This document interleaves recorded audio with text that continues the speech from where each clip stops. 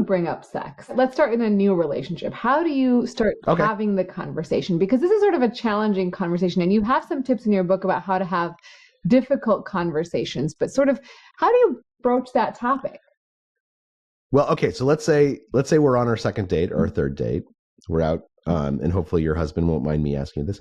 We're out having some drinks, and I say to you, I'm just wondering, like, tell me your thoughts on sex. Like, is sex like an important part of a relationship for you? Is it something you enjoy? Is it something that's been a barrier in the past? Yeah, I think that's actually a question I wouldn't feel intimidated by, but I'm probably not the average person because I talk about sex all the time. Yeah. But I think, yeah. So maybe another way to pose it, like, let's say you're religious and sort of mentioning sex feels kind of dangerous. I could pose it as intimacy. Mm-hmm. Tell me like how important is intimacy in a relationship to you? Like, have there been relationships you've had in the past where intimacy has been a problem, where it's been an obstacle rather than something that brings you closer together? And they might very well not go into sex. They might talk about emotional intimacy, or they might talk about, sharing values or beliefs. But they might also say, intimacy is really important. Like, I have a pretty healthy sex drive, and like, I think that's a really fun part of a relationship. Yeah. That doesn't mean we're going to have sex tonight, right? It doesn't mean that, like, I'm seeing you purely as a sexual person, although if that might be what you're looking for, and that's okay. But it does mean that what I'm doing is I'm saying, by asking that question, like, tell me how you see the world. Tell me how you make sense of life, of yourself, and of what's important in relationships. And then as long as I show you that I'm listening and I reciprocate. So what would be terrible if someone's like, look, I love having sex. It's the greatest thing ever. I really like to, bondage is fantastic. If the other person goes, huh, that's interesting. Okay. That's not a great response, right? There's no reciprocation there. And there's something about our neurology, about how we evolved, where if we feel that we have shared something and the other person betrays that sense of intimacy, that sense of vulnerability, we disproportionately react negatively. And this actually makes sense from an evolutionary perspective, because, eons ago, if you had a bunch of moral codes in your village, there's two ways of enforcing them. One is to police everyone constantly, look over their shoulders. The other way is to say, look, we're not going to watch over your shoulders. We're going to trust you. But if you violate this code, if you betray our trust, then we will be really, really angry with you. This is why, for instance, if you're walking in the subway and someone kicks you by accident, you're like, oh, that's okay, don't worry about it. And if they kick you on purpose, you're like, you're a jerk, I hate you. Yeah. So the same thing happens if I say something vulnerable, if I say something authentic, if I say something meaningful, and you don't reciprocate in some way. And that doesn't mean you have to share something about yourself. It means you could ask a question, you could show that you're listening, you could show that you care. But if you don't reciprocate somehow, if you don't acknowledge what I've done, it can feel like a betrayal. Mm-hmm. And so that's what's really important is, if I ask you that question and you're willing to go there and you're willing to say, look, this is what I'm into, like this is what intimacy means to me. This is what I like. This is what I like in bed. This is what I like in a relationship. Then you should share something at the very least to say, that's so interesting. I hear you.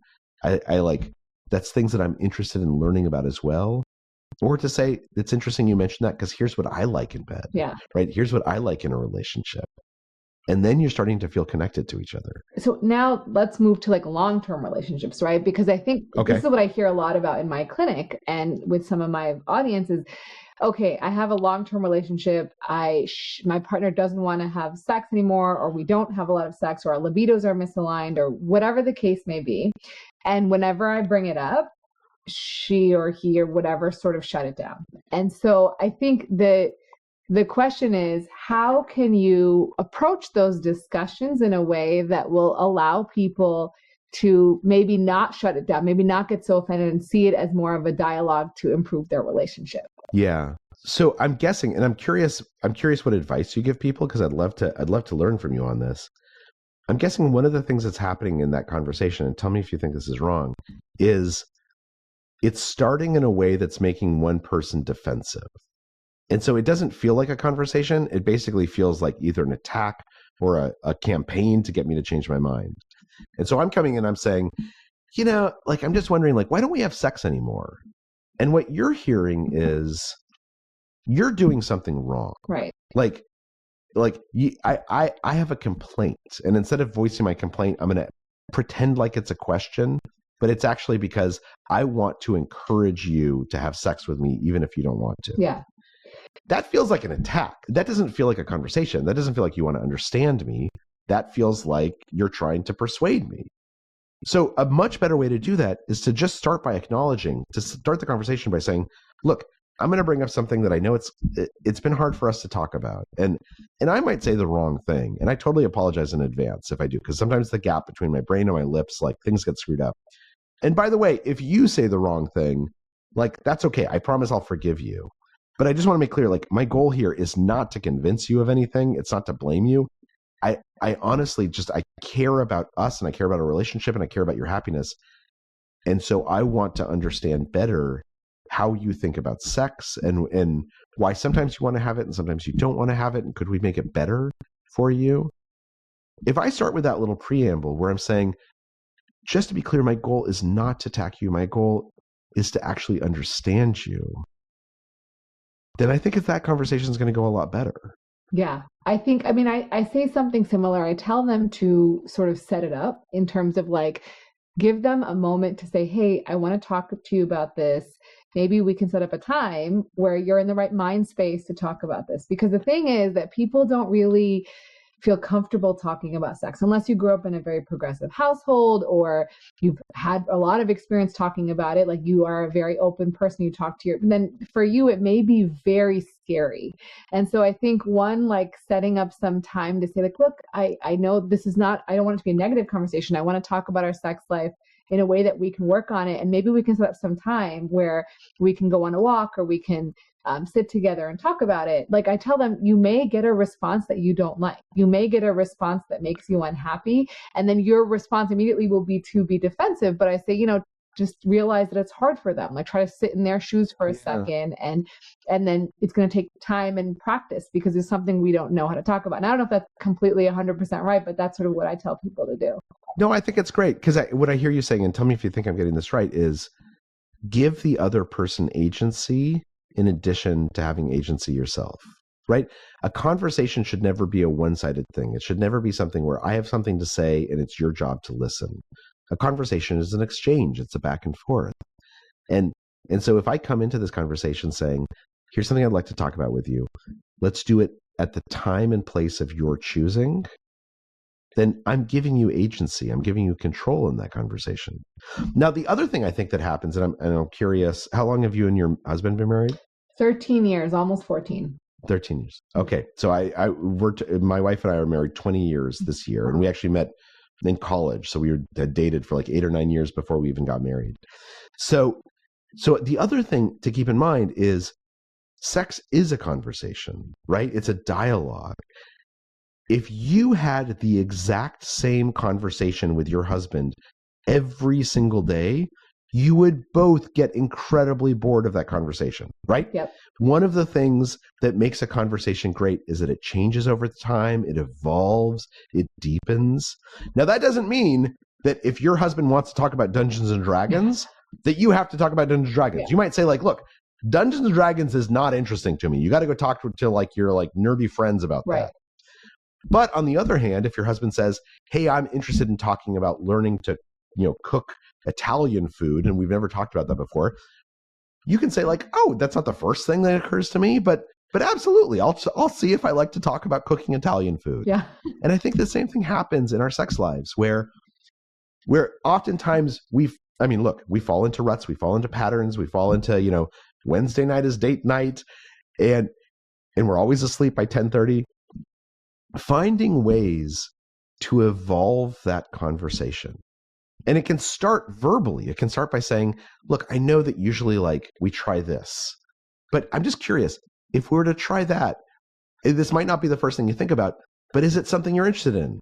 If instead of going on a date night on Wednesday night, if we went on Thursday night, if we went to, actually my wife and I did this, hopefully she doesn't, I don't think she'll mind me sharing this, but we went on vacation and we decided that we were going to try and have sex every single day that we were on vacation. Great. And after about 5 or 6 days, we were like, ooh, that's a lot. Like, let's take a break, right? Like it's just a lot going on. And we were also like, running and stuff like that. But the point is, it was a conversation. We were trying things together. We were experimenting together. We were in dialogue with each other. Yeah. And I think that is what makes a conversation rich, right? When it goes to some places you didn't expect and some places you did expect, when it changes over time, that doesn't mean you have to talk or do things that you don't like, but it does mean that you're kind of open to the possibility of things that you might not have thought of. Yeah. To see if you do like them. And just like sometimes you're having a conversation and it goes in a weird direction and you're like, let's bring it back. It's the same thing that can happen during sex, right? You might do something that's a little uncomfortable or you don't like it and you're just like, oh, let's bring it back, right? And I think that happens on a regular basis, I think, in every relationship where it's like, oh yeah, no, that's not, that doesn't work for me. It's but I'm glad we tried it out. Yeah. Right? Absolutely. Yeah. The other thing is, what about when there's a lot of emotion behind things? Talking about sex, yes, there's definitely emotion behind it, but sometimes that emotion can be like years and years of stress and anxiety about your sex life, right? And so then it's really emotional for the person and the person receiving. And it's not just like, let's try some, let's try this new experiment where we, use handcuffs or whatever it is, right? Like it's sort of like there's more behind it than just play or communication. Yeah. There's like a lot of pent up emotion. So how can people sort of use the tactics you describe in your book to sort of get through those emotions without getting really defensive or angry or upset? So I think the first thing is to recognize that there are emotions behind every conversation, right? Whether we acknowledge them or not, every conversation that we have is influenced by the emotions that we're experiencing. And so we can try and pretend those emotions don't exist, but if they're big emotions, if they're real emotions, they're going to leak out in other ways. And handcuffs is a great example, right? For some people, saying like, hey, let's play with these handcuffs might seem just like a fun kind of frivolous thing. But there's another person who might say like, actually, I was arrested once. Like, this feels dangerous to me. Yeah. This feels scary. Even if I wasn't arrested, I don't want, like, you're bigger than I am. You have more power than I do. Like, I don't want to be forced into submission. Mm-hmm. So I think it's worth having and the key is that if there are emotions, particularly around sex, everything is kind of a little bit emotional, at least. If that's true, let's create space for it, right? Let's create space for like, hey, I've got an idea. Let's try this. How does that make you feel? Like, do you feel okay with that? That creating space for the emotional response, it does two things. First of all, it brings us closer together. It makes us feel more connected because of that emotional and vulnerability reciprocity I was talking about. That's really important. But the second thing that happens is I am signaling to you that I want you to speak. I want you to share with me. I want you to communicate. And I want you to communicate about emotions. And sometimes the emotion feels very, very acute when it's unspoken. And when we voice it, it becomes less of a priority, right? This happens with anger a lot. That if I'm feeling angry, if I'm able to express my anger, if I'm able to tell someone that I'm feeling angry or that made me feel unsafe, that actually makes me feel less angry. It makes me feel safer. It makes me feel like I have more control and agency. And so the voicing of the emotion, if it's a negative emotion, can oftentimes make that emotion easier for us to handle and to deal with. Yeah, I do feel that that's really helpful. Like to say I'm angry, right? Like when you're angry, you're like, oh, I've said it. It's sort of like, okay, I can, now there's no like, I don't have to fume around and stomp my feet or whatever it is that I show you non-verbally that I'm angry. I just said it and now you know. And when that person says, I hear you saying that you're angry and like, I understand that you're angry and like, I promise I'm not going to pressure you to have sex. I'm not going to pressure you to have this conversation until like you feel okay having it and we get a chance to discuss that anger. That's the first step to making the anger go away. Yeah. Yeah. I think that's really powerful.